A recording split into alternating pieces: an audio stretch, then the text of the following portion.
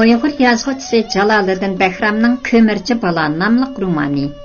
Bu roman Bilqut şirketide avazga elinip Bilqut to'rida anlatıldı. Darvaqa dünya tasodifiy vaqalarga boy bo'ladi. Uningsizmi bu rabat ko'ngilsiz bo'lgan bo'lar edi. Kech kuzning sovuq bir kechasi daryo tarafdagi chig'ir yo'ldan bir qor ko'langa ikki biqinini qamollagan holda ojiz ingrab, ba'zan voy-voylab, ham tuyuqsizla o'ltirib qolib, yana o'milab qopib, Amrullohning uyiga yaqinlashdi.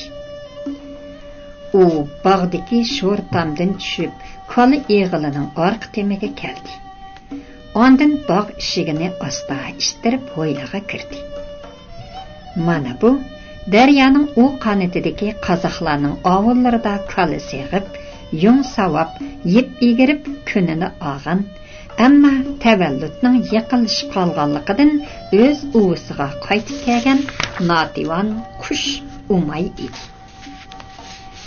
U ota-onasining hidlarini purmoqchi bo'lgandek, mehribon ovozlarini anglamoqchi bo'lgandek, ishga yuzlarini yoqdi. Buvay bilan Mumayning ojiz yo'talgani anglandi. Dadisi, ko'zim elinib ketibdi-ekan, Umayni tushaptiman desa, dedi Mumay yig'lamsirab. Shundoq oshkora ko'rdim.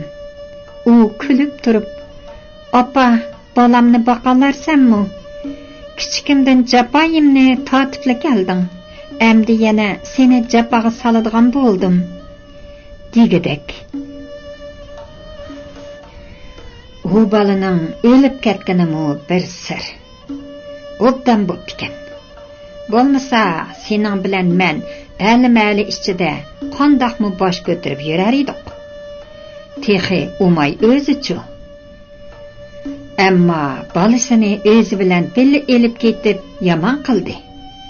U nimalar degan bilan pah norasi edi-da. Rost deysan, xotin. Bir buvaqning janiga zomin bo'lib gunoh qildi, gunoh. Bilqut xazinasi. Dadisi bilan opasining gaplarini anglagan Umay teliqqina orqaga yandi. U nagadir ketmoqchi edi, biroq birdilla tutgan to'lg'oq uni yerga o'ltirg'izib qo'ydi. Bu qitimqisi parcha to'lg'oq bo'lmay, balki orqadan mujib uni qo'polmaslik qilib qo'ydi.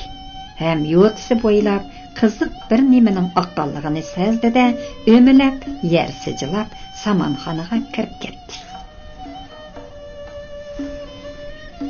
Etdigalligi kalaga halab etish uchun donam samonxonaga kirdi.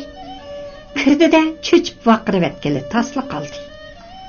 Chunki samonlar tilg'inib, qon bilan bo'ylib ketgan bo'lib, chit ko'nglakka ching yo'galgan bir narsa midirlaydi, ham bo'sh miqraydi. Yo'gak ustidan yeshil yipak yog'liq kahrava tumar esilib turadi. Donam chit ko'nglakni, kahrava tumarni ham yo'gakni bog'lagan ro'molni to'nib qoldi. Qizim Umay, sen nada? Donamning ansiz ovozidan Amrullah o'ngsali yo'q holda yugurib keldi. U hovlidan daryo tarafga qarab ketgan qonliq izlarni ko'rdi. Qattiq yerda qoldirgan 5 barmoq izlarimi bor edi. Umay kepti. Qizim Umay kepti. Tatlı qizim, qani sen? Amrullah qo'llarini egiz ko'tarib, qattiq varqirganicha yugurib chiqib ketdi. Arqadan donammu chitko'nglakka yo'galgan buvaqning bag'riga bosgan peti erining orqasidan yugurib chiqdi. Ammo heliqi qonliq iz tek yer ustida yo'qab ketgan bo'lib, yarning osti bujg'un chachirtib, perqirab turgan qaynam edi. Amrullah bilan donam ikkinchi qatim nazir berdi. Ular buvaqning taqdiri haqida xeylilar taqqa-tuqqa bo'lishdi. Oxiri maslahat bo'yicha Donam bir kechasi buvaqni Jag'istondagi singlisining uyiga ep ketdi. U o'may tug'utida o'lib ketdi. Eri balani bizga tashlab berdi, deb balaning yuzini yo'riq qildi. Tarsuga qaytib kelganda bo'lsa, Jag'istondagi singlim Badirnisaxon tug'utida o'lib ketdi. Balasini men yandirib keldim, deb haramdan bo'lgan shum degan ohanatlik tamg'idan kichik to'g'liqni xalos qildi. Biz dastlabda qayd qilib o'tgan edik. Donamning tujugi kichik, ammo chaqqan bo'lg'ashqa, erining uningga amraqligi kelamdi, aytavur uni G'uralday deb qo'yatdi. Shunga to'g'liqningmi G'uralday deb tili chiqdi. U G'uralday opsining etkini tutib elib, tap bostirmaydi. Demasimi Donam uningga qavatli amraq edi. U yolg'iz qizi dardida biror kunmi kasaldan xoli bo'lanmadi. U olamdan o'tganda tug'liq 14 yoshda bo'lib, 7-sinfda o'qiyotdi. Quroq ko'rpida yetib ko'ngli alamzodi bo'lgan Amrulla buvay yoshliq ko'zlari bilan barangda esilib ketgan kovulaga qaradi. O'gizidagi kaptarxonaga zang soldi. Ho'ylining sho'r temidan ko'rinib turgan eshik oldidagi ko'ktat etizlarga havas bilan tikildi. Lekin ular buvayning ko'nglini ohandiramadi. Uning o'pkisi o'rilib, ko'zlariga yig'i yamishib turardi. Ras, Amrulla buvay yig'lamay kim yig'lasin? Qaramamdigan bu jahonning torliqini. U ashaddiy dushmani bilan Iran daryo vodilarida yana uchrashib qolganini ko'ring. Umayni xo'rliq ichida o'ltirgan. Donamning hasrat yutib, bu olamdan baldirli ketishiga sababchi bo'lgan. To'g'liqni qori yetim qilib qo'ygan zoti kim? Amrulla oilasini to'zg'aqdek to'zitib, beshiga 10 to'lg'usiz kulfatlarni solgan qaysi tosh yurak maxluq u? U ashu nazir tajisini kiyib olgan mal'un turdi Hasan. Tova deb yaqini tutmoqdan boshqa chora yo'q. Bir zamonlarda qaror topgan ko'ngil zedilari yetmagandek, yana ashu nejis bilan bog'lanib qolganini qaramamdigan. Yoki Xudoyim o'g'li bilan qizini bir-biriga oshiqi shaydo qilib qo'yib, turdi Hasanning gunohlarini ko'ziga ko'rsatvatamdi-ya. Yo'q. Endi tug'liq o'ttirda qurbonlik qo'yib bo'lsa bo'lmaydi. Uni bu do'zaxdan tortib olish kerak. Oqsi bilan singlisi to'y qilsa, quyoshmi qoriyib ketadi. Buni oyozg'i demisi bo'lmaydi. U bu oqi singillarni gunoh o'tkazishdan burun qutqizib qilishi kerak. Ammo tug'liqning turdi Hasanning bolasi ekanligini uqtirmaslik kerak. Men qiyragan chig'imda tug'liqdan ayrilib qolsam zodi bo'lmaydi. Uningdan ko'ra o'lganim tuzuk. Buvay uyiga kirib ketib, to'ris limi orsiga tiqivatgan mushtimdak bir tugishni ko'tirib chiqdi. Ham uni avaylab ochdi. Bu qatma-qat latilaga o'ralgan narsa marvayi tumar edi. Buvayning qaytadilla o'pkisi o'rildi. Bu la'nat takkur tumar, dedi Amrulla g'orang-g'orang ovozda. Qizim Umayning bo'yniga tushgan bir sirtmoq.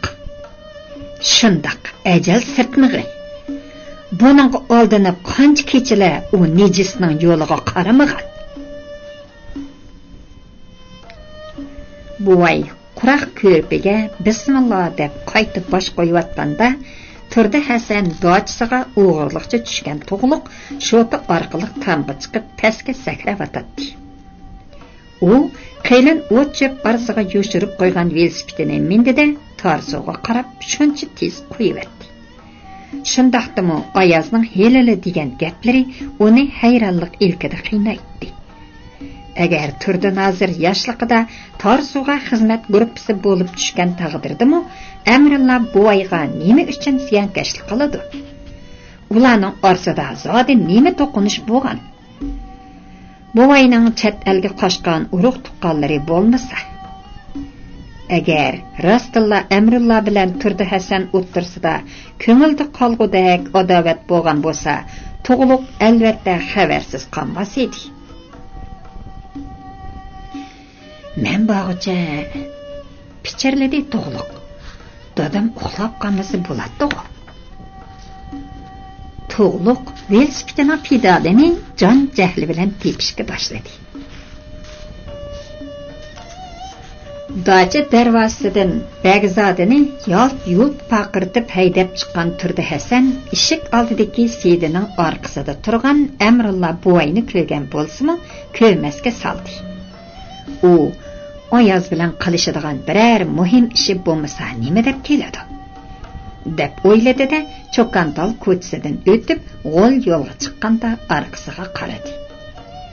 Ikkala qanoti cho'ng echilgan darvozani taqab bo'lgan Ayaz Amrulla bilan nimadir deyishdi.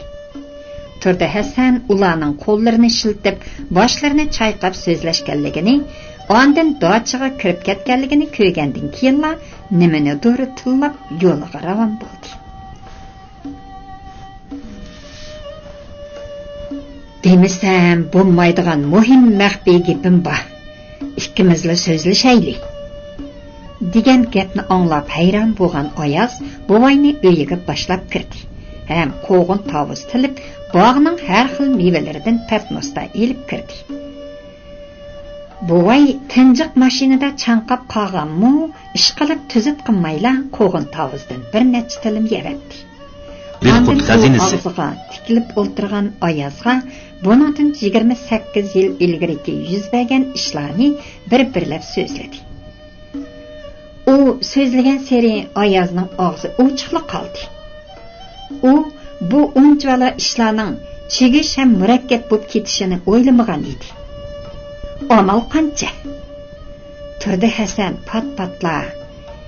Hey, bir o'g'lim bo'lgan bo'lsa, do'achining hamma ishini ilkiga olmasmidi? deb armon qiladi. Mana endi o'z o'g'li borligini bilsa, beshi ko'kka yetar. Biroq bunda qilishga bo'y hargiz unamaydi. Albatta, qayrag'an chig'ida bolasidan ayrilib qolishni kim xohlasin?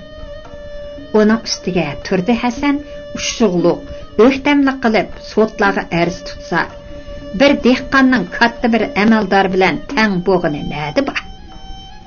Bu xuddi qasdan chinini toshqa tashlagandekli bir ishda.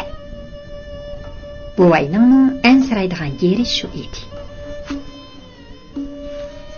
Ayaz ini, gaplarim ro'shan bo'lgandi, dedi buvay yetilib qo'yib. Amdagi ish tug'liq bilan Naimaga chaq qo'ymasak, hammamiz gunohkor bo'lib qolamiz. Nemishqa amdi? Voy, nemishqa degan mu gapmi?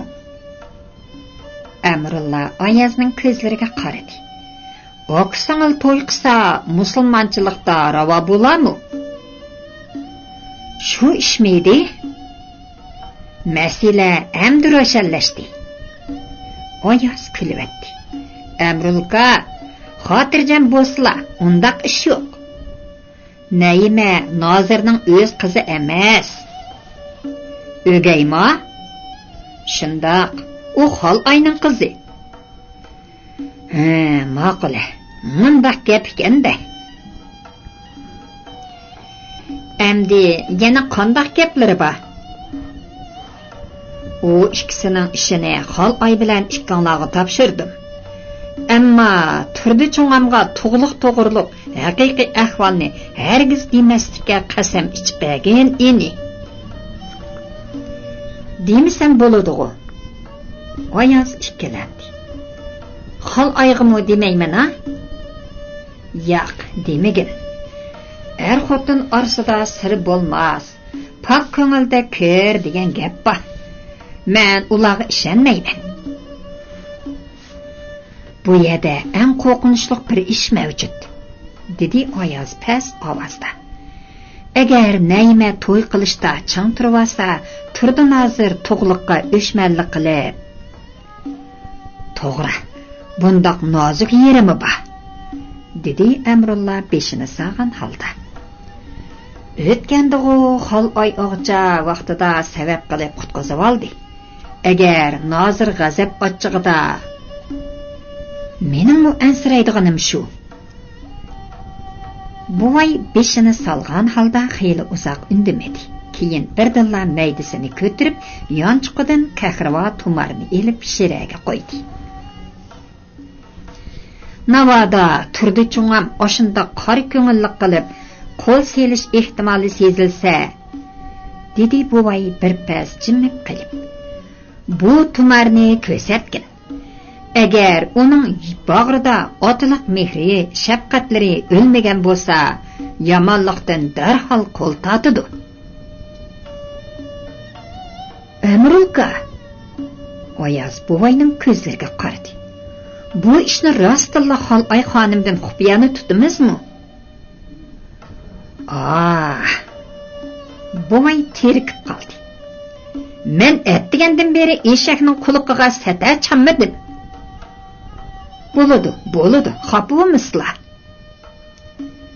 Oyoz to'g'rilik Naymaning planlarini so'zlab berib, Amrullaning ko'ngliga chiroq yoqibdi. Buvay albatta yolg'iz o'g'lining mangu ko'murchi bo'lib o'tishini xohlamaydi. U sahrolarda qatnab pul tepayotgan shopir balalarni ko'rsa, butun besatini setib, to'g'liqni o'qitqusi, ani shundoq zamonga loyiq odam qilib qilg'usi kep ketadi. Nadiki tukvashlar qiladi ekan u, to'g'liqdak aqlli, zehniyatli, fazilatlik bola ularni cho'lda qo'yar. Mana endi buvayning orzu istaklarini oshu mushtimda qiz qilman degan ekan, uning sadig'isi bo'lsa arziydi. Shunga Amrulka, men Xolay, Nayma to'g'liqlar bilan maslahatlashib, o'zlarini 3 oygacha uyimga akilib elib, hollaridan xabar olmoqchi edim, dedi Oyoz buvayga olma oqlab berib. Biroq sili o'tganda kirib jidal qilganlarida turdi nozir silini to'nib qoldi. Shu ishmidi? Mendan ansirma. Amrulla qo'l silkidi. Pul bor, 10 yosh ko'k tatliqda. O'zim tamoq etib yelayman. Eg'ir yenik ishlarga to'g'liqning og'inlari ha-hu deyishidi. Oyoz ini ular Urumchiga qachonroq mangmoqchi? O'qish boshlashga ulgurib bormoqchi. Oyoz barmoqlarini sanadi. 10 kun atrofida qopdi. Rost. To'g'liq oqshom tu nozir bilan o'tiranglarda burun nima ish o'tgan deb qistab turib oldi. Amrulla yelini qirib qo'ydi. Men u nejis madaniyat inqilobida meni es urg'on deb yolg'on etdim. Senmi shundoq deb qo'y. U turdi nozirning dadisi ekanligini hargiz bilib tatib qolmasin. Baladan ayrilib qolaman deb ansirvatdilar, shundoqmi? Oyoz beshini chayqadi. Haqiqiy ahvolni uqsamu, to'g'liq silini tashlab ketadigan bola emas. O'g'o shundoq, lekin bolaning ko'ngli bo'linib ketadi. Baribir bir kuni bo'lmasa, bir kuni anglaydi. Bu sirni ikkimiz bilamiz, uchinchi odam yo'q. Amrulla bu so'zni ochiq bilan dedi. Xudo bo'lsa, hargiz deb qo'ymaydi. Salla demasan. Xudo, sizlardan qutulg'ili bo'lmag'idek. Uqsangli bo'ldi. Men qaytay. Amrulla buvay duo qilib o'rnidan turdi. Yana heliqi tu nozir degining qursig'ini so'rab kep qolmasin. Hozircha kelishing notayin.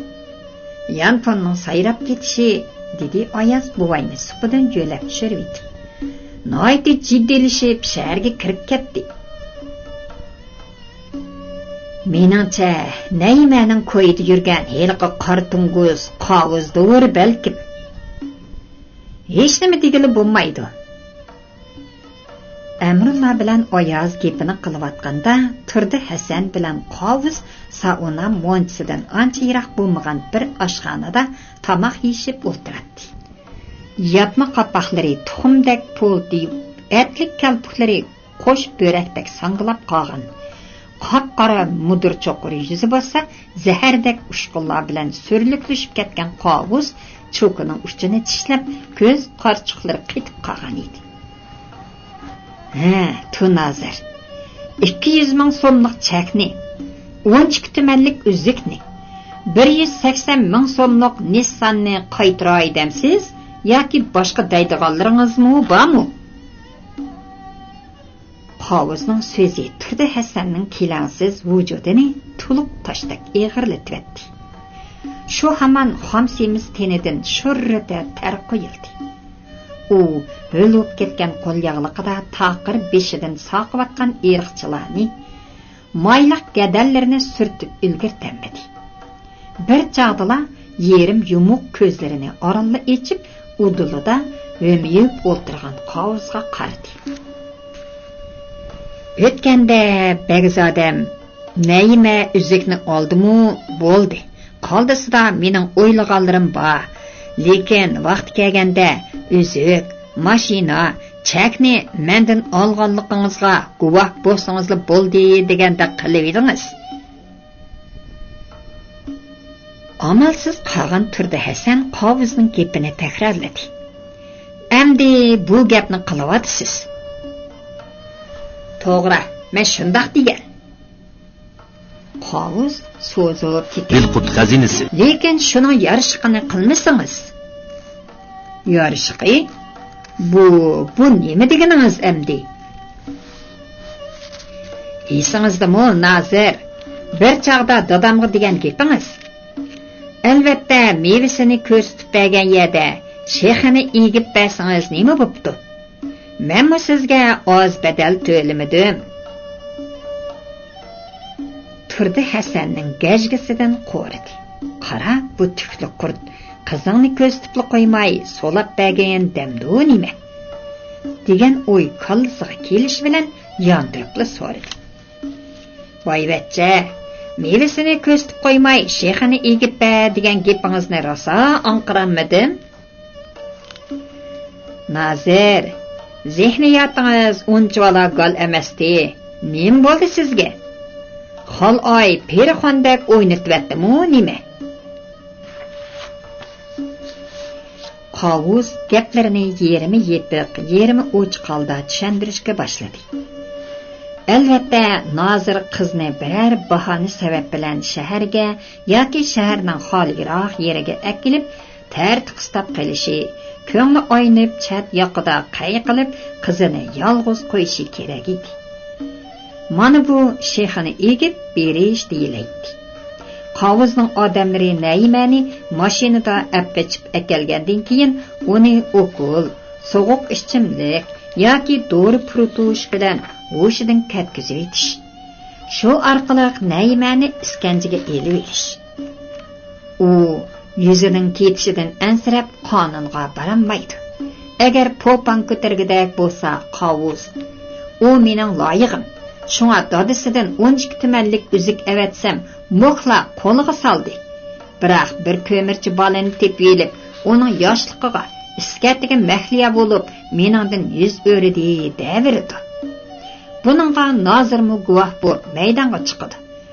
Qurban qilsa, nayti bir o'gay qizkan-ku, yoki o'zining pushti bo'lmasa.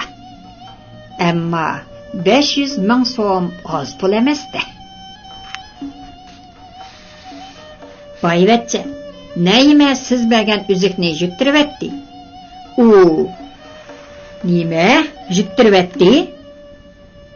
Qovuz xushalliqida Nozirning gapining ko'ttiga tepdi. Nima uchun boyadan beri demaysiz? Bu Bu tümen so'mga setib olib bo'lmaydigan xush xabar ekan emasmi? Agar sotqa borgan taqdirdimi, o'shqimiz olchu tushadigan bo'ldi.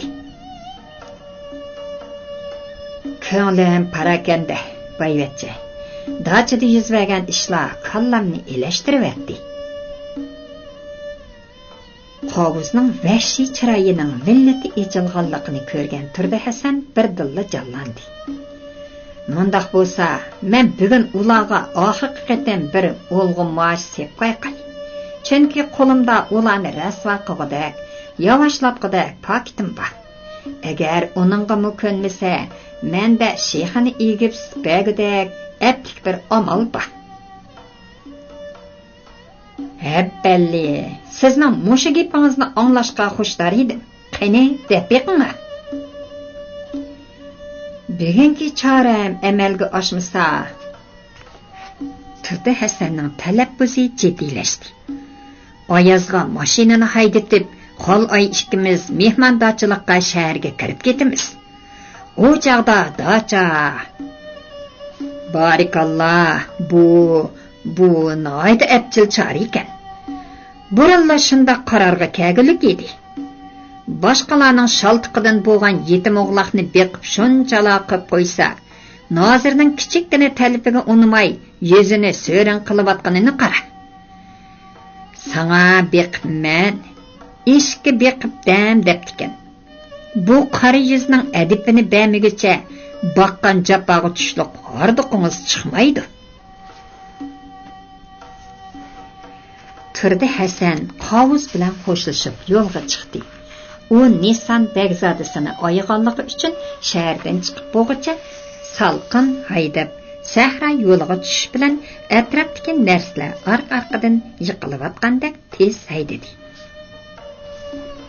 Bugun oyam nog'irisining chelinadigan kuni. Qani, Turdi Hasan nog'irini chelib yeritalamdi yoki yerim yo'lda qo'li telib nog'iri cho'kisini tashlab etamdi. Bu uning g'ayrat shijoatiga 20 yillik perdi shapni buzivatgidek jasoratiga bog'liq. Bu ay bu kunlarda buzmaq qanchalik ishdi. Xol-ay hozir kuylab qolgan baytaldek Oyazning yundisini yalab yursa, o'zi oyg'ir bo'lay desa madari bo'lmasa, o'z vaqtida hiliqi la'natila, voy Nozir, bu degan undaq quvvat, bundaq kuyish desa, ba'zilarini qozoqning qurtidek sumiy veribdi. Ba'zilarini ko'zni yumib elib yutiverganini ko'mamdigan. Mana hozir Xol-ay bo'lsa, Nozir uchun ortiqcha bir yuk. Yeyishga, kiyishga, ichishga, hajlashga, qisqasi ko'rik to'qidek chechishga asqatidi. Hozir dam ilishga chiqqan birodarlarning to'lisi qiyirgan chig'ida xotinidan ajrashib, uyiga yoshgina uy xizmatchisi akirib oldi. Ular bexaraman ko'nglini ichib yuribdi. Xotinlari o'lib ketganlariga allaqachon shunday qildi. Turdi Hasanga undaq qilishmi ketmaydi. Hey tangay, yosh ham yengini ko'rganda saran ko'ngil uyg'unib qolsa-mu hech gap emas. Eng bo'lmasa qovuzning heliqi chat el do'rlarini ishlatsimi bo'ladi. Shunga bugun ona bolaning yuragiga qo'l selib boqadi. Agar ko'nik bo'lmasa, shunda qamchilaydiki, tug'ilg'iniga ming pushaymon qildirib yetadi. Albatta, uningdagi paketlar Xol-ay, Naima, Oyazlarni qon suydirib yetadi. Oyat buning ko'rganlari, bilganlari ozmi? Tolbostan ostidagi hiliq ish yuz bergandan beri u uyiga o'ttir kechalarda qaytadigan, ba'zida Oyat bu oshxonada qo'nib, Oyazning uyini ko'zatadigan bo'ldi. Agar uni kuch deb qo'ysa, yot o'z demay pochqidan oladigan qonjiq it. Biroq u Naimaga omriq. Chunki bu oq ko'ngil qiz uningga Oyat bu hada ko'nikan deb qamang, kuchamga bir qatimla sapqan deydi-da, xeyli qimmat baholiq kiyimlarini berib yetadi. ba'zida pul pichakmi tutqizib qo'yadi. Texi shaharga kirib qolsa, o'g'lingizga og'ash keldim deb balalarning moda kiyimlarini elib chiqadi. Shunga oyat bu Naimaga qora sanamaydi. Mana dachida ko'murchi bola voqeasi tug'ilgandan beri oyat bu turdi Hasanga bir yig'izmi Naima to'g'riliq oqkan, ko'pkan demidi. Voy palak, manfaat degan ajabmi she'rin nima ekan bu? Aqallisi turdi Hasanning xalqay bilan to'y qilganda Naimani kalbisida o'z orzulariga yemchiq qilish o'yi yo'q emas edi. Chunki Naima kichik chog'laridami qalandachilikning manfaza eritmasidek suzuk, abnasi suratdek chiroyli qiz bo'lib, ko'rganli odam tomiqini chaqildatdi. Biroq hozir u cho'ng bo'lib elibla o'zi bilgan sanamga dasavatadi. Qani, bugun 120 ming so'mlik uzukka nima deb javob qaytarar ekan? Turdi Hasanning qiyiqsiz esiga bir ish keldi-da, yonfonini elib nomerlarini bosdi. Ondan quliqiga tutib birdam turgandan keyin, "Ha, sen muavin direktor Shuhrattoymi?" deb so'zini boshladi. "Gapimga quloq sol, Shuhrattoy. 2 grim do'konining hisobotidan hech kim pul ajratmay tursin." "Nima? Men shuni ko'zda tutib davatman. Hey, men degan 2 do'konning muvaqqat direktori tursam, mening gapim buyruq. Agar uning besimiga chidamay pul ajratsang, o'rnini o'zing to'ldirsan. Uqdingmi? Hey, agar u telefon berib qolsa, yuqoridan bankadagi pulni to'nglatibdi deb ayt." Turdi Hasan yonfonining qapqaqini ochchig'i bilan taqib yanchiqqa soldi. U ona balaga ana shundoq to'zaq qurgan to'zaqlaridan o'zi mamnun bo'lib kelayotganda, Xolay bilan Naima cho'ng hujrada ansizlik ichida mo'ng to'kib o'ltiribdi. O'tganki mojarodan keyin bu oilada zodala osoyishlik bo'lmadi. Shodlik, xotirjamlik o'rniga andisha, tashvish almashdi. Bu xuddi qiyon elish oldida turgan tip-tinch ko'lni esga solatdi. Bo'libmi yutib ketgan qimmat baholiq uzuk oshi ko'lni qiyon oldiradigan portlatqich dori edi. Bu ish Xolayning nazaridan chetda qolmadi. Uzuk yetgan kechasi Xolay turdi Hasanning sirtqa chiqib ketganini sezmagan bo'lsa-mu, ammo kirganini xira-shira sezib yetdi. U chaqda turdi Hasan bo'shroq yutalgan edi. Naimaning qo'lida oshi uzukni ko'rgan kundan boshlab Xolay xotirjam bo'lolmadi. Albatta, shuncha yil bir yostiqqa bosh qo'ygan eri o'ziga 5 qo'ldek oyan edi. Xolay o'ttir maktabda ishlayotgan chog'larida turdi Hasan muarif idorasining boshlig'i bo'lib, xotini Faxrnisa san'at uymakda ishlaydi. Ayol o'qituvchilar yig'ilib qoldimi, g'alati paranglar chiqishga boshlaydi. Faxrnisaning 2 navbat zibu zinnatlari uydan yo'qotdi. Jujangning oldingi xotinimi davomli zibu zinnatlarim monchida yo'qaydi deb qaqshaydigan. Tova, ajab sirliq ishkana bu. O'g'ri osmondan tushamdi-ya. Bundaq uzuk, halqa, oltin zanjir yo'qash Xolay turdi Hasanga tekkandan keyinmi yuz bergan edi. "Opa, undaqda uzukni dadam o'zi olganmidi?" dedi Naima qo'rqqan holda. "Undaq qilib nimaga erishmoqchidi?" "Men uning oldirab shaharga kirib ketganidan ansizlikka tushyapman, qizim." Xolay maydisiga qo'lini qo'ydi. U qovuz bilan eg'iz burun yolishib yurganiga qaraganda cho'qim bir sabab bor. "Nima sababdi u, opa? Odamni qo'rqitmag'ana?"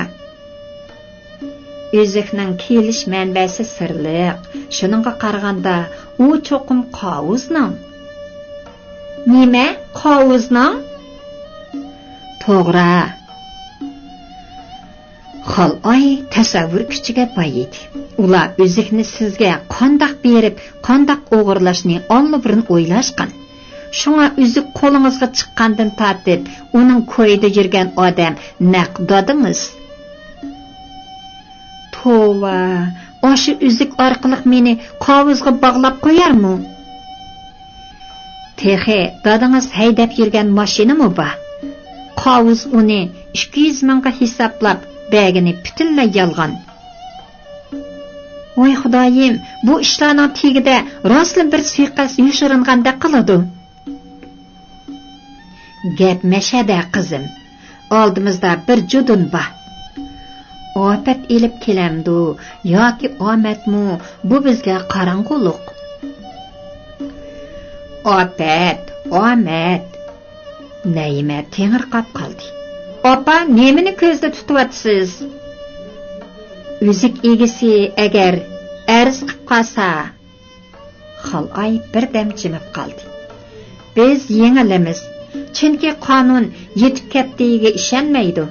Sizni uzikni elib yigitini tashlagan deb hukm chiqaradi. Uzikni siz qo'lingizga sog'an tursangiz, omad deganim bu qaytimqi judun balkim meni bu dachidan ozod qiladi. Sizni elib erkin turmushga qadam olamiz. Xotirjam bo'ling opa. Men grim do'konining pulidan to'lab beraman. Valam, siz nima degan sodda? Xalay ochiq kuldi. Shuncha ishlarni cho'nqir planlagan odam do'koningizni nazardan chetda qoldirarmi? O'tganda degan gapi yodingizda bordi. Bu Naymaning qo'shimlari tirildi. Opa, Oyazgamda 100 ming so'mlik bir chek bor. Yomoni kelsa shuni ishiltiman. Onda qilsangiz texmi gumonli bo'lib qolasiz. Hozircha u chekni qimirlatquchi bo'lmang. Xalay qizining yuzini siladi. To'g'liq bilan Urumchiga qachon mangasiz? Oldimizdagi hafta. Menish vaqtinglarni dadingiz hargiz uqmasin. Ondan keyin Urumchiga beribla arzonroq bir eg'iz uyni ijaraga elib o'ltiring. U yerni boshqalar zinhor bilmasin. Men ata tor suvga berib, to'g'liq bilan mangadigan kunni bekitib qo'yib kelaman.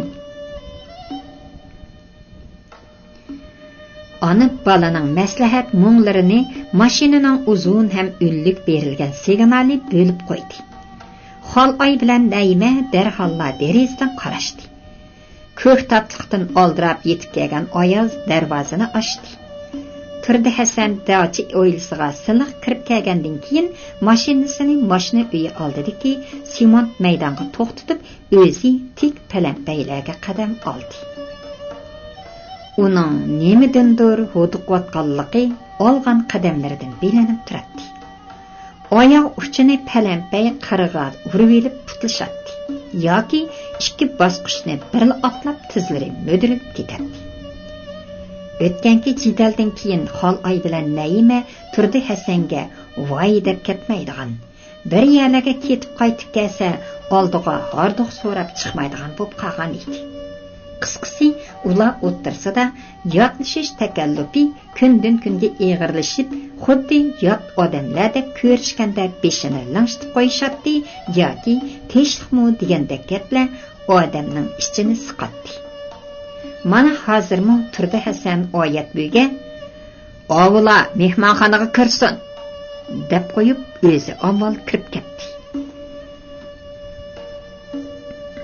Turdi Hasan cho'ng mehmonxonaning o'ttirida ozoda cho'qchiyib turgan uzun ham pakar shira atrofidagi divanlarga bir qur nazar tashlagandan keyin qatlanma bulut o'rindiqni deraza tuviga surib o'ltirdi. O'ng'icha Xalay bilan Nayima osta kirib keldida chatdagi divanda yonma-yon o'ltirishdi. Turdi Hasan ularga xeyli uzoq ho'miyib qaragandan keyin gelini rusladi. Nayima, men sizdan samimiylik bilan bir ishni so'rab boqay. Ochiqlab qolmay javob bering. So'rang dada. Men hozir sizni bag'an seri cho'nqur tushunayotgandek qilaman. Nimani so'raydiganligingizni his qilib bo'ldim. Yaxshi-ku. Turdi Hasan atrofiga besaramjon qaradi. Ondaqda qovuzga yotliq bo'lish ishiga qanday qaraysiz? Qovuzga? Ona bala bir-biriga yaltdi qarashdi. Onunğa tekkinimdən bir yo'lala yerga tekkinim tuzuk. Gapni undaq üzüb etmang. Turdi Hasan ig'ir nazarda qaradi. Chekinadigan ozroq imkoniyat qoldiring.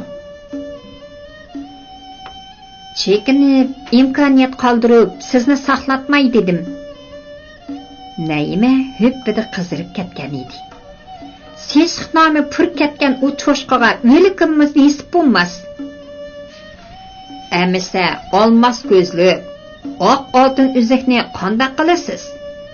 Yana kelib 120 ming so'm deng-a? U uzukning mening uningga tegish tegmasligim bilan nima munosabati? Balli, bu g'alati gap bo'ldi-da. Turdi Hasan zaharlik yechaydi. Uzuk qovuzning tursa. Hozir u to'lab bermasang sotga arz qilaman da'vatidi. U arz qilib qolsa hammamiz rasvo bo'lamiz. Dilqut xazinasi. Chunki uzuk yetib ketgan tursa. Nima? Siz uni menga sovg'a qilmaganmidingiz? Naimaning ko'zlaridan nafratlik ushqinlar chachirdi. Ajab hozir qovuzning bo'p qapti. Men sizlarga bu qovuzning sovg'ati demaganmidim. Siz dedi Xoloy ochig'ida. Qovuzning demidingiz, boshqalarning dedingiz shundaq-ku. Meninggo undaq deganim esimda yo'q. Bo'pti deganmi bo'lay. Dedi Turdi Hasan bo'shib. Yana baribir sovg'atdi. Bunda qimmatbaholiq sovg'atni kimlarga beradi? Bu sizlarga ayon. Xoloy bo'lsa, Turdi Hasanning gaplaridan bakmo inchikilik bilan qurilgan qopqonni ko'rgandek bo'ldi. Agar qovuz arz qilib qolg'dak bo'lsa, Turdi Hasan qo'ngining tersini yuziga chaplab, "Men uzukni qovuzning sovg'ati deb Naimaga bergan" deyishdan yonmaydi. Shuning bilan Naima aslida qovuzning loyiqi bo'lib, keyin to'g'liqqa buzilgan oldamchi bo'lib qoladi. Siz maymun o'yiningizni yig'ishtiring. Xoloyning cho'ng ko'zlari chaqchaydi. Uzukni dastlabda üzümini ye, sapıqını sorma deb boya o'zingiz sovg'a qilgandek huquqimni paydo qildingiz. Üzük yetgandan keyin qovuzning bergan sovg'ati bu qog'ini qiziq. Dapiqma, qovuzning nemanchalar ketmanini chapsiz, eriqini yaqalaysiz. Siz uninga qanchalik qarzdor? Oranglarda qandaq iflos so'di bor. Siz to'la beljirlamang. Og'zingizga kelganni joylamang. Dada, bo'ldi achchig'lamang. Men uzukni to'lab beray. Naima un selib yig'lamagan bo'lsa-mu, yoshlari mo'ldirlab to'kilmoqda edi. O'tganda 20% sizning deganingiz. Do'kondagi mol, bankadagi pulning persentini chiqarib, kamligan qismini men do'stlarimdan to'ldirib beray. To'ldirib beray? Turdi Hasan g'alatilar hijaydi. Texasiz tuxumning ichida cho'kuldab yetibsiz. Ikki do'konning kirim chiqim hisoboti yoshirilib, boj o'g'irlig'anligi uchun bankadagi pulning to'nglatib etilganligini texi uqmamsiz, direktor qizchaq. Xoloy bilan Naima bir-biriga qarashdi. Ularning helala qilgan so'zlari bir-birlab isbotlanmoqda edi. Shunga birdilla g'azibi chekiga yetgan Xoloy taqdir tarozisining qandoq bo'lib ketishidan qo'rqmadi. "Bo'ladi, Nazir apandim", dedi sup-sur oqirib ketgan Xoloy. "Qovuz sotqa arz qilsa bek obdan bo'pti. Endi uning to'qsini to'ldi. Ishonmasangiz uning qo'liga ko'zik tushganda ondan ishonasiz." "Nima? Nima? Manga to'liq qo'rqoq salmang. Sizdek nazirga qo'rqoq salg'ili bo'lamdi. Qoldisi qovuzning karamatini sotdi ko'ring. Turdi Hasan rostini cho'chidi. Chunki hol oyning chiroyi yeneklik bilan qo'rqqan selvatgandek emas edi. G'azab, nafrat, salofat ham tamkinlik mujassamlangan surlik chiroyi monumentdek bilinib turadi. Shundaqdimi Turdi Hasan otdan tushsa, o'zangidan tushmay turadi. Ajab yo'g'on so'zlaysiz-ku. Men hargiz qo'rqib qolmayman. Qovuzning sotda karomati oshkora bo'g'idek nima jinoyati bor ekan? Siz bir chaqda Ag'zam to'rining uyidan baldir chiqqaninglar obdan bo'pti. Sizlar ketishinglar bilan cheqir ko'z cho'kanning ajrashib ketgan eri maskirib, ishlarni cheqib, dochiga besib kirib, cheqir ko'z cho'kan ham qovuzni qattiq urib etibdi degan gapni qilmagan miydingiz? Shundoq, nima bo'pti? Ag'zam to'ra dochisini araqdan taraqdan qilib jidal chiqargan qovuzning tishini to'kib, yeliq cho'kanning bo'ynini tilvatgan lukchak bilsangiz, Oyoz. Nima, Oyoz? Bu qandoqchi mumkin bo'lsin? Turdi Hasan ifodasizla kuldi. Ag'zam to'ra undoq demagan-ku. Qonunning jazosidan qo'rqqan qovuz ana shundoq demasa bo'lmaydi. Qonunga yotqidek u nima ish qildi ekan?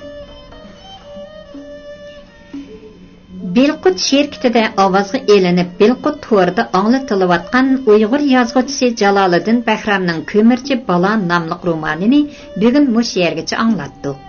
Davomini atiki anglitishimizda davomli anglatamiz.